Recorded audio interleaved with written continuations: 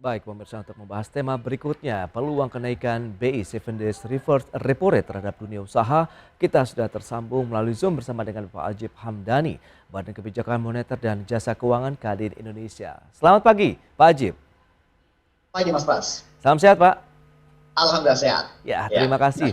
Langsung saja, ini kalau kita bicara mengenai langkah Bank Indonesia. Tapi sebelum lebih jauh, mungkin bisa Anda update terlebih dahulu nih dari Kadin Indonesia, melihat kondisi dari dunia usaha di tanah air saat ini seperti apa? Apakah benar-benar sudah bangkit kembali, Pak? Silakan. Begini Mas Pras, Hmm. kalau kita melihat secara umum bagaimana kondisi perekonomian itu sudah relatif membaik.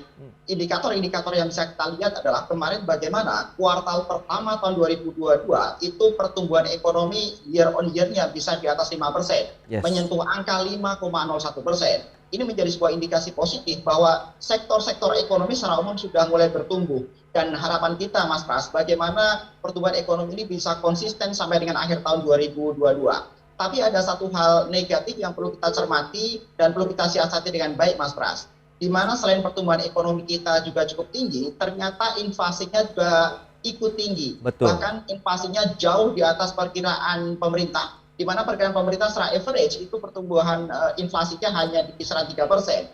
Tapi ternyata kita sudah melampaui di atas 3,47% year on year-nya. Artinya ini menjadi sebuah catatan tersendiri. Karena sebenarnya inflasi secara substantif itu mengurangi tingkat kesejahteraan masyarakat. Jadi ketika pertumbuhan ekonominya tinggi, tapi juga inflasinya tinggi, maka ini tidak akan berpengaruh secara signifikan terhadap kesejahteraan masyarakat itu sendiri, Mas Pras. Jadi pemerintah perlu mengeluarkan regulasi-regulasi yang relevan agar bagaimana satu sisi pertumbuhan ekonomi bisa terus terkerek dengan baik, tapi di sisi lain bagaimana inflasi bisa relatif terkendali. Demikian Mas Pras. Oke, itu dia dengan kondisi yang ada, berarti memang masih dibayang-bayangi dengan kenaikan laju inflasi, dan ini pun yang menjadi dasar Bank Sentral Amerika Serikat The Fed begitu menaikkan suku bunga acuannya begitu di negeri pamansan. Sejauh mana dampak dari kenaikan The Fed sendiri untuk suku bunga acuannya terhadap kondisi ekonomi global kemudian juga di Indonesia ini, Pak Ajib? Begini, kita perlu pisahkan antara bagaimana kebijakan dari suku bunga The Fed dengan bagaimana nanti potensi SBI atau BI 7 Day Reverse Repo-nya juga akan naik. Betul. Kalau kita ukurannya adalah berbicara masalah tingkat suku bunga yang The Fed, itu yang akan potensi terkonstruksi adalah justru pasar uang yang ada di Indonesia, Mas Pras. Oke. Kenapa? Karena akan ada potensi capital outflow. Uang dari Indonesia akan mengalir keluar, misalnya dalam bentuk yang tadinya di pasar uang ataupun di pasar saham misalnya. Maka ketika terjadi pergeseran dana, maka tentunya akan memberikan sentimen negatif terhadap nilai pasar saham secara umum. Nah, ini yang perlu dicermati dengan baik, sehingga kemudian pemerintah perlu mendesain regulasi-regulasi serta insentif-insentif terbaiknya agar bagaimana uang tetap stay di Indonesia. Karena kenaikan 50 basis poin di suku bunga The Fed saya pikir relatif cukup signifikan. Dan ini relatif menjadi bahan pertimbangan menarik buat para short investor, saya pikir, Mas Pras. Itu dia, kalau kita lihat potensi dari capital outflow ini, Anda melihat sebenarnya sudah terjadi. Bagaimana dengan kondisi pasar surat utang kita? Apakah benar-benar investor asing juga sudah menarik sebagian dana mereka? Sebenarnya enggak, karena kalau berbicara, jadi gini, yang akan terpengaruh adalah dua, pasar uang termasuk perbankan dan juga bagaimana sektor real. Karena sebenarnya sektor real tidak begitu berpengaruh secara signifikan atas kebijakan yang dibuat oleh The Fed, Mas Pras. Karena sekali lagi Indonesia mempunyai sebuah ekosistem bisnis yang besar. Indonesia mempunyai local domestic demand yang sangat menarik, dan kue pertumbuhan ekonomi Indonesia itu masih sangat besar. Dengan PDB kita yang masih 16.000 triliun, itu bisa punya potensi tereskalasi yang sangat besar. Artinya, dalam konteks sektor real, pertumbuhan ekonomi secara umum tidak akan terpengaruh dengan adanya kenaikan suku bunga The Fed. Tapi industri keuangan dan pasar uang akan relatif terkonstruksi ketika pemerintah tidak bisa memberikan regulasi yang menjadi penyeimbang untuk memberikan insentif terbaik agar uang tetap standby di Indonesia. Demikian perlu dicermati, Mas Pras. Nah, itu dia. Anda melihat bagaimana akhirnya potensi dari Bank Indonesia sendiri? Apakah akan tetap mempertahankannya? Begini Mas Pras, Bank Indonesia akan mempunyai pilihan-pilihan yang relatif terbatas. Karena ketika kemudian misalnya Bank Indonesia akan membuat keputusan, karena saya pikir 3,5 itu adalah angka yang relatif ideal, angka yang cenderung pas, karena Indonesia itu masih mempunyai cost of fund yang tinggi. Dan cost of fund yang tinggi itu otomatis memberikan dampak terhadap HPP atau setiap produksi yang dilakukan di Indonesia. Nah, pola ini yang perlu dilihat. Artinya ketika kemudian potensi SBI-nya atau sekarang katakan disebut BI 7-day reverse repo atau BI rate, katakan sederhananya begitu, maka tentunya akan memberikan efek dan multiplier efek terhadap suku bunga suku bunga tabungan akan naik dulu. Polanya adalah begitu, suku bunga tabungan akan naik. Ketika suku bunga tabungan naik, sudah hampir pasti suku bunga kredit juga akan naik, Mas Pras. Sehingga kemudian ketika suku bunga kredit naik, maka ada dua hal yang perlu kita cermati. Yang pertama adalah dunia industri secara umum, karena likuiditas akan cenderung berkurang dan terserap pada perbankan, karena ini kan ibaratnya mengerem laju likuiditas di masyarakat. Dan hal kedua yang secara langsung terdampak adalah tentunya industri-industri dan sektor-sektor komoditas yang membutuhkan bagaimana kredit itu dialirkan untuk menopang tingkat konsumsi masyarakat. Nah, karena ketika tingkat konsumsi masyarakat ditopang oleh sektor kredit perbankan, maka tentunya kenaikan BI rate itu memberikan konstruksi yang bersifat secara langsung dan cenderung akan signifikan. Demikian Mas Pras. Seberapa jauh sih dampaknya kalau kita lihat Bank Indonesia akhirnya nanti apabila memang menaikkan suku bunga acuan BI 7 days reverse repo rate begitu, beberapa sektor mungkin yang bisa Anda sampaikan apa yang akan terdampak ini? Apakah tadi perbankan sudah, kemudian apakah ada sektor lain ya? Sekarang begini, kalau kita lihat sektor-sektor industri real di lapangan yang akan lebih terdampak adalah tentunya sektor-sektor industri yang konsumsinya membutuhkan bantalan dari kredit, misalnya industri properti. Orang beli properti itu lebih dari 60-70% itu pasti kredit. Orang beli otomotif misalnya, lebih dari 60-70% pembelinya juga kredit. Artinya ketika BI rate-nya naik, sudah otomatis suku bunga kreditnya akan naik dan itu akan memberikan konstruksi terhadap permintaan konsumennya, karena daya beli masyarakatnya akan mengalami tekanan karena tentunya kredit mereka akan lebih naik. Nah, hal-hal seperti ini yang perlu dicermati, Mas Pras. Kemudian kita memang memerlukan kajian lebih mendalam. Ketika misalnya pemerintah akan menaikkan katakan 25 basis poin atau 50 basis poin, sehingga SBI-nya atau BI rate-nya menjadi 3,75 atau menjadi 4 misalnya. Nah, ini memang kemudian perlu kita lihat sektor per sektor dan kemudian bagaimana secara umum juga akan berpengaruh terhadap pertumbuhan ekonomi. Tapi memang begini Mas Pras, dalam konteks kebijakan moneter untuk mengeskalasi BI rate, yang menjadi target pemerintah adalah bagaimana pengendalian terhadap inflasi. Karena inflasi sekarang sudah 3,47%, dan kalau ini tidak dikendalikan, di akhir tahun secara agregat itu kita bisa tembus di atas 4%. Dan ini menjadi indikator yang tidak bagus tentunya buat perekonomian secara umum. Dan itu yang saya pikir itu yang menjadi concern pemerintah, jadi kondisinya tidak mudah. Ketika inflasi akan dikendalikan melalui instrumen kebijakan moneter, salah satu resikonya adalah likuiditas mengalir di masyarakat akan cenderung berkurang, dan ini juga sebenarnya tidak bagus buat pertumbuhan ekonomi. Kira-kira demikian Mas Pras. Iya, bagaimana dengan kebijakan bauran ekonomi, bauran kebijakan juga yang dilakukan oleh Bank Indonesia dengan lembaga keuangan lainnya begitu? Apakah nanti bisa meredam dampak dari misalnya BI 7 days repo rate naik? Ini tergantung kebijakan bagaimana dari sektor industri keuangan, sektor perbankan, dan lain-lain. Apakah kemudian misalnya terjadi kenaikan BI rate, itu akan kemudian dideliver secara langsung kepada bebannya kepada masyarakat sebagai debitur, atau kemudian akan diabsorb oleh keuntungan perbankan. Sebagai contoh, bisa aja sebenarnya ketika BI rate-nya naik, kemudian perbankan tidak menaikkan suku bunga kredit, itu bisa menjadi pilihan. Tapi resikonya adalah berarti tingkat kenaikan BI rate itu diabsorb oleh keuntungan perbankan. Nah, sekarang pertanyaannya adalah bagaimana tingkat efisiensi perbankan yang tergambarkan dalam sebuah indikator yang namanya beban operasional, penghasilan operasional di BOPO-nya. Di BOPO Indonesia masih belum ideal, masih di atas 60 bahkan sampai 85%. Nah, kita sedang bertransformasi melalui digitalisasi perbankan dan lain-lain sehingga bisa menekan efisiensi beban di perbankan, sehingga harapan kita ke depan secara jangka panjang adalah setiap kenaikan instrumen moneter lewat kenaikan BI rate itu tidak memberikan kontraksi secara langsung dan signifikan terhadap kredit, karena kredit itu memberikan isu yang sensitif terhadap kemampuan daya beli masyarakat. Nah, ini yang perlu kita cermati, Mas Pras. Jadi pertanyaannya adalah apakah kebijakan pemerintah ini akan diikuti secara langsung oleh industri keuangannya? Kalau diikuti secara langsung, otomatis akan memberikan dampak secara signifikan terhadap pertumbuhan ekonomi. Tapi kalau bank mau mengabsorb resiko dan beban kenaikan SBI ini menjadi mengurangi keuntungan perbankan, saya pikir ini tidak memberikan dampak secara umum terhadap masyarakat. Demikian Mas Pras. Itu dia, Anda nyatakan tadi sebenarnya pelaku usaha ataupun dunia usaha sudah cukup nyaman dengan level terendah sepanjang sejarah kita begitu, dari suku bunga acuan di 3,5% begitu. Tapi apakah ini juga akan menjadi suatu tahanan yang kuat Bank Indonesia mempertahankannya dalam beberapa tahun terakhir? Sebenarnya begini, kalau kita lihat suku bunga 3,5 ini relatif, kita berbicara relatif apakah ini tinggi atau rendah. Tapi kalau kita bandingkan dengan suku bunga The Fed, dia masih juga 1% juga kok itu. Artinya 3,5 ini relatif masih acceptable untuk dunia usaha. Pertanyaannya adalah kemudian bagaimana tingkat efisiensi di industri keuangan dan perbankan Indonesia ini yang kemudian harus lebih didorong sehingga memberikan dampak positif secara jangka panjang untuk dunia industri secara umum sebenarnya Mas Pras. Jadi pemerintah itu sekedar regulasi, itu adalah sekedar sebuah endorse. Regulasi itu adalah sebuah intervensi pemerintah. Tapi ujungnya adalah bagaimana kebijakan-kebijakan diambil oleh para pelaku usaha secara langsung di lapangan dalam sebuah ekosistem bisnis yang ada, Mas Pras. Kira-kira demikian. Nah, strateginya dari teman-teman KHDN sendiri bagaimana apabila ini menyikapi ya adanya kenaikan dari suku bunga acuan kita tadi beberapa sektor yang sensitif, ada perbankan, properti, otomotif.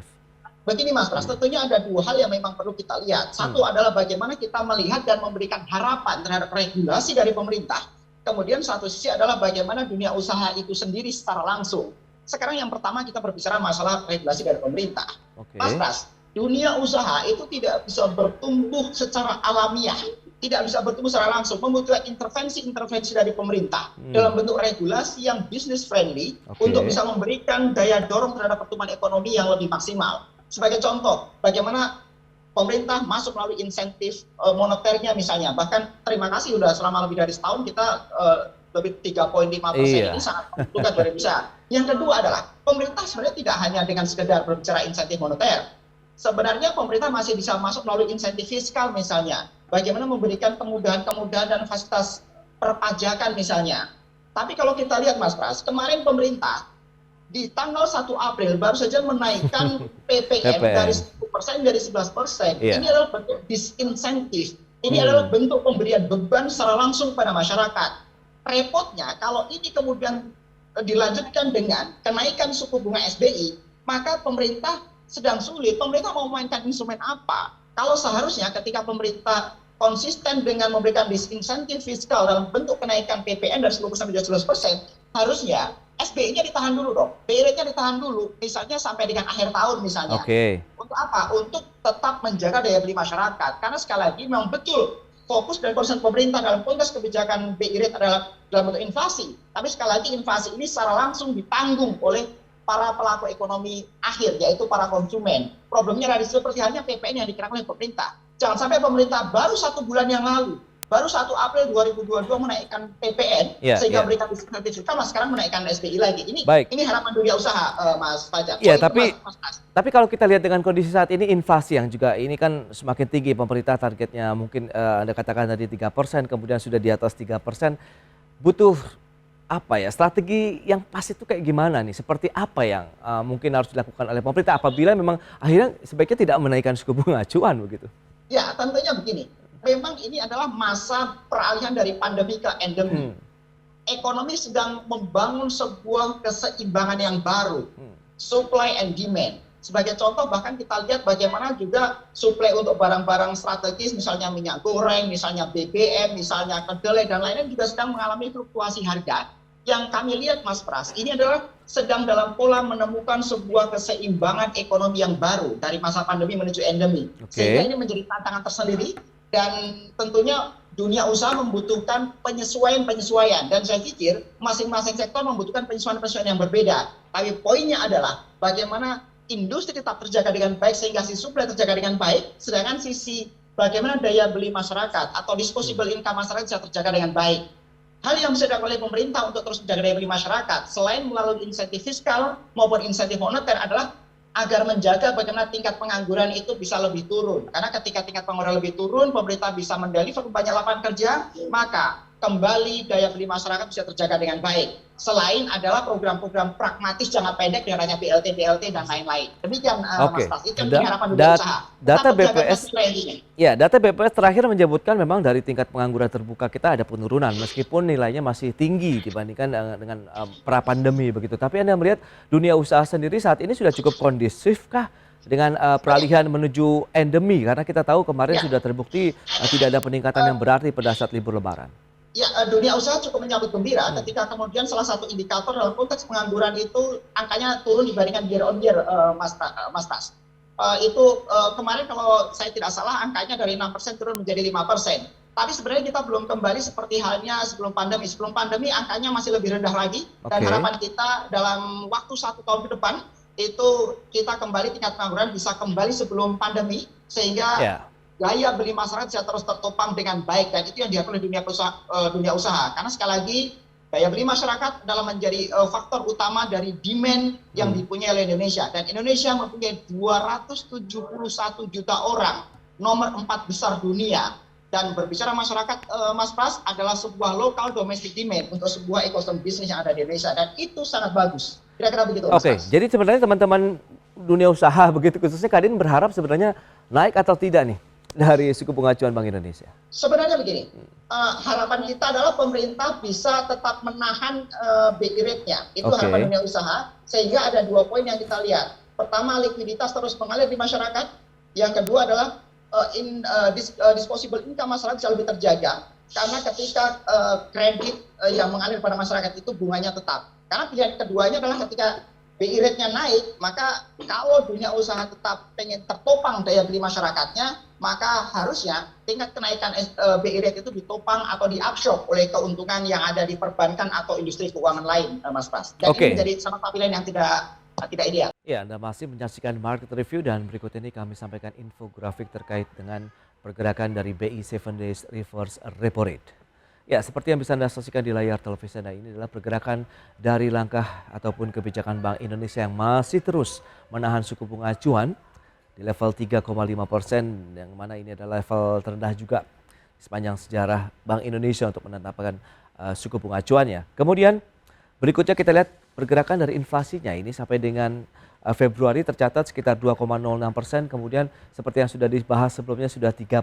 Dan memang trennya ini cenderung naik kalau untuk pergerakan inflasi ya di sepanjang September 2021 sampai dengan Februari 2022.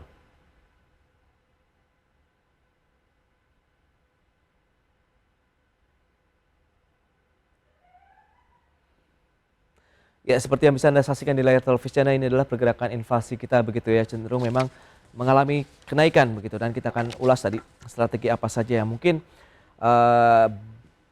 Kadin sarankan ya menyikapi kondisi saat ini. Baik, kita akan lanjutkan kembali perbincangan bersama dengan Bapak Ajib Hamdani. Ya, Pak Ajib. Halo, Pak. Halo, Mas Ya, Pras. kita lanjutkan kembali. Tadi datanya memang tren laju inflasi naik terus, kemudian suku bunga acuannya stabil terus. Nah, ini bagaimana Anda melihat? Seberapa kuat juga nih BI bisa menahan 3,5%? Kemudian Anda melihat dunia usaha juga mungkin sumbangsi saran apa yang bisa Anda berikan begitu, Pak Ajib? Silakan. Oke, poin pertama tentang bagaimana kita mengomentari inflasi. Jadi begini, Mas Pras. Ya. Inflasi yang kita diskusikan adalah inflasi year on year. Yes. Jadi inflasi dibandingkan dengan tahun sebelumnya. Padahal kita ingat betul bahwa sampai dengan kuartal pertama 2021 tahun lalu itu Indonesia masih resesi.